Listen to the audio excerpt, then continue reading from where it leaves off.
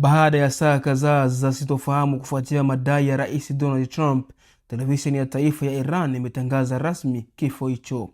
Mtangazaji wa habari, huku akionekana mwenye majonzi, amesoma taarifa iliyosema kiongozi wa taifa tukufu la Iran, Imam Khamenei, amekunywa asali ya ushahidi na kupaa mbinguni kufuatia mashambulizi ya kizalimu.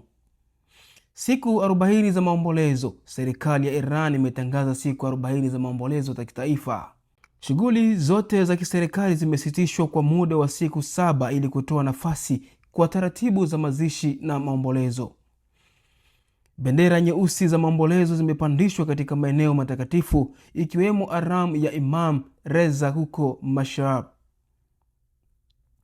Ripoti zinadai kuonesha kuwa shambulio hilo alikumpata Khamenei pekee. Inaarifiwa kuwa viongozi wengine wakuu wa kijeshi na usalama wamefariki, wakiwemo Amri Nasdad, waziri wa ulinzi wa Iran, Mohammed Pakbor, kamanda wa jeshi la nchi kavu la IRGC, Ali Shamkhani, mshauri mkuu wa usalama wa kiongozi mkuu. Pia kuna ripoti kuwa baadhi ya wanafamilia wa Khamenei, ikiwemo binti na mjukuu wake, walikuwepo eneo la shambulio la wamepoteza maisha. Kisasi cha Iran. Iran imezindua operation ya kulipiza kisasi itwayo Operation Truthful Promise 4, ikirusha mamia ya makombora na droni kwenye kambi za Marekani nchini Iraq, Kuwait, Qatar na UAE, pamoja na miji ya Israeli kama Tel Aviv. Rais Trump ameonya kuwa ikiwa Iran itaendelea kushambulia, Marekani itatumia nguvu ambayo haijawahi kuonekana hapo awali kuipiga Iran. Kwa mujibu wa katiba ya Iran, baraza la wataalamu linatakiwa kukutana haraka kumteua kiongozi mkuu mpya.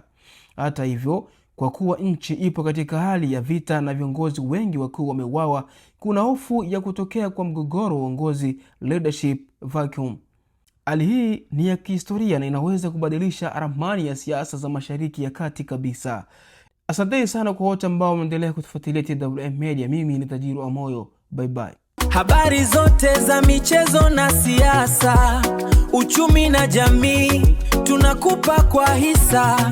Tazama TWM Media.